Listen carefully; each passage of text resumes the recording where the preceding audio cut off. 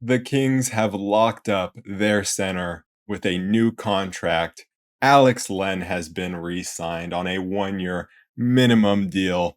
That is obviously the biggest news that we have to discuss. No, obviously, I'm talking about Domantas Sabonis getting his 5 year, $217 million extension, that renegotiate and extend deal. The Kings have locked their core in for quite a while now.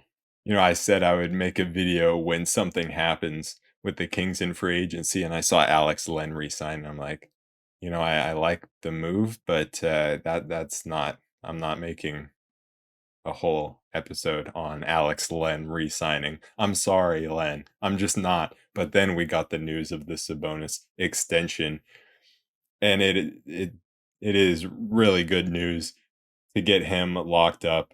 By extending him now, he's actually taking less money than he could have gotten. It was said in the ESPN article about it that he was talking with, the Kings front office, and he emphasized how he wanted to be able to give the Kings more flexibility. So he took a pay cut, even though, $217 million. Saying that's a pay cut is kind of crazy, but it is from what he could have gotten.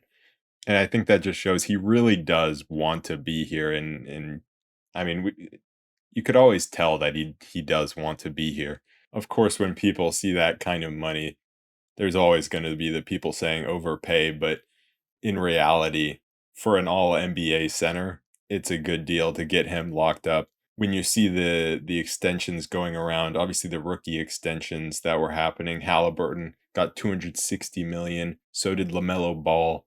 Desmond Bain got his 200 million or so. And so compared to that, I mean, this is a great deal. I think it's funny people saying, "Oh, you paid this for a regular season player off of one bad playoff series that he had." Anyone who watched the Kings in the regular season knows how important Sabonis is, and that locking him up long term is absolutely the right move. And I think this absolutely makes the offseason a success for the Kings. Every move that the Kings made was to bring back the group that was extremely good last season and then just add on to it on the edges with the Duarte trade, with the Vezenkov signing, and then we still have 6 million in cap space left because, like I said, Alex Len signed, but he was for the minimum, so it doesn't impact cap space. Sabonis got, I think, 7.7 million more for this next year in the renegotiation. So that cut into our 13 and a half about million cap space that we had. So now we have about 6 million. I don't know if we're going to use that cap space, but if we do, I hope we do. And because it is slightly above like the biannual exception type money. So to bring in, I don't know, could even be like a Bismack Biombo or a Torrey Craig if we could get Torrey Craig for that money. But you look at the Kings core now that is locked in for the future. You have De'Aaron Fox with, I think it's 3 more years on his deal, Sabonis with 5 years on his deal, Barnes with 3 years on his deal.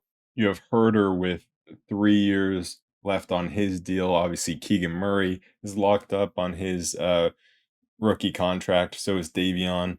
And then Malik Monk is going into his last year. And so that's the only guy of the main core that really isn't locked up.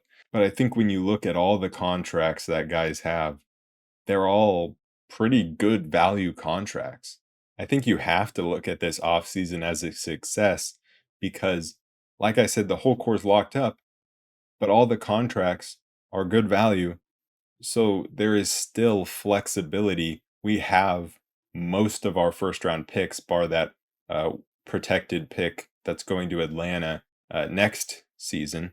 And I'm just so happy that we finally have a competent front office, that we finally have a core group of guys that we're locked into, that we're committed to, and that have shown that they can be successful.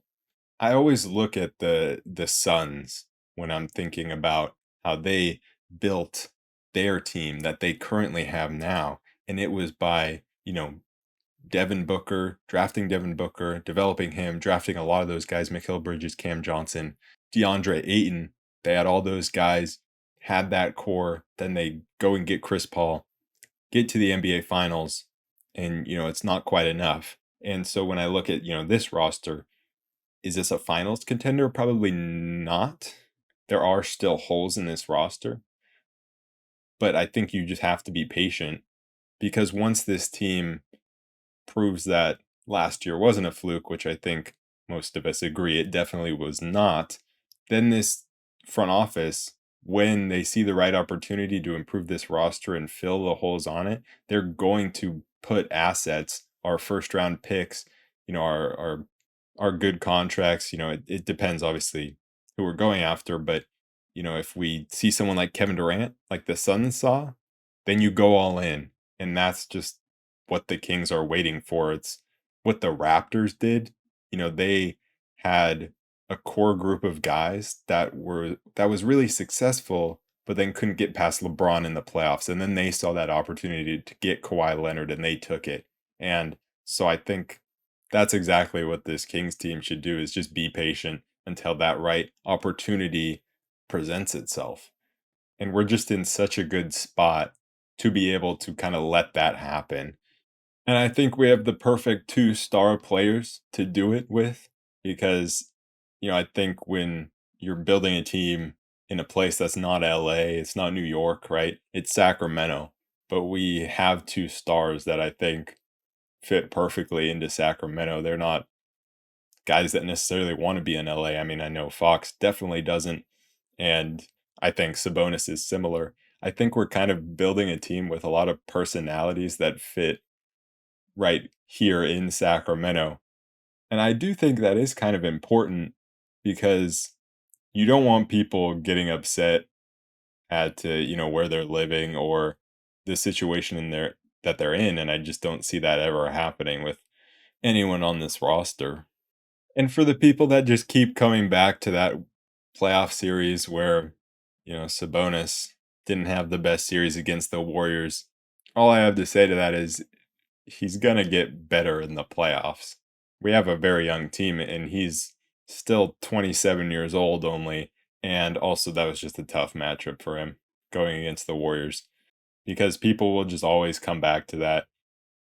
And a lot of it has to do with people just really only watching in the playoffs. But I think all the true fans who watch all the games understand how good of a deal this is. I mean, it's kind of similar to the Harrison Barnes deal where people are going to call that an overpay because he was also bad in the playoffs, but the regular season does matter.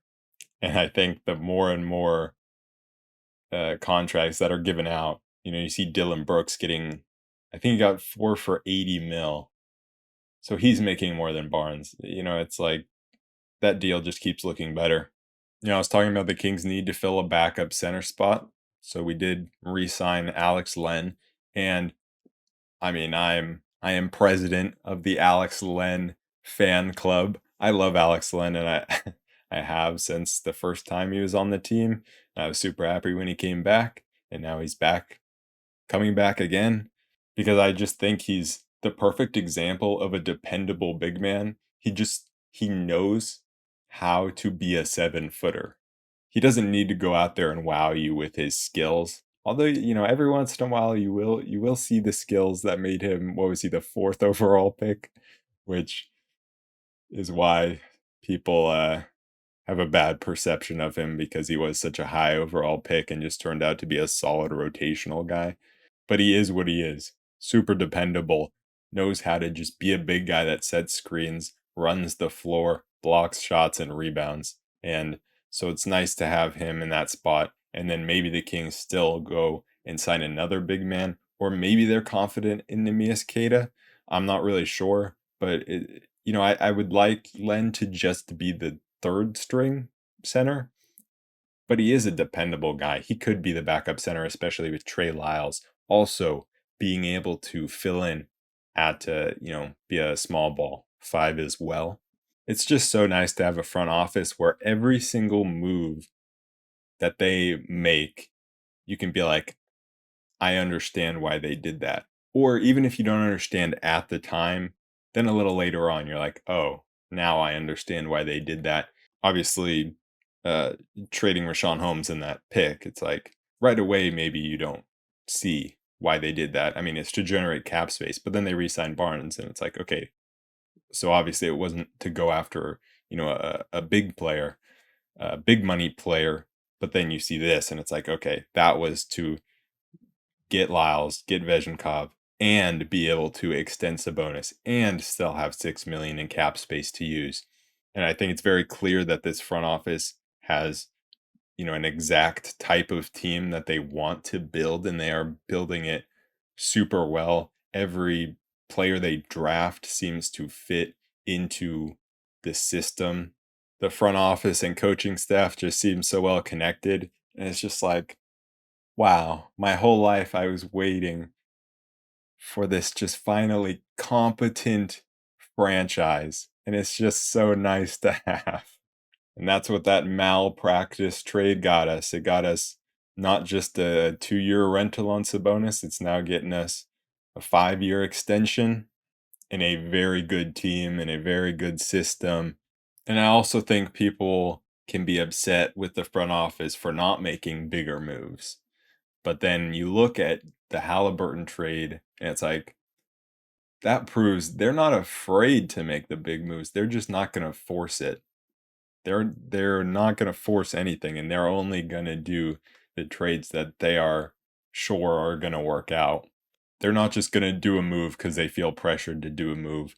I think they feel that the timeline that this team is on, they have time to be patient, like I've talked about. I'm so excited for this next season to see Vegenkov play, to see Duarte play, to see everyone grow, to see Keegan's development. It should be a very, very fun season again. Anyways, that is it for this episode of the Roll Report. We got our guy extended for the long term. We got our core locked up. Very exciting. So if anything more happens with the Kings in free agency, you know where to find me. I will be here breaking down whatever's going on. But until then, peace.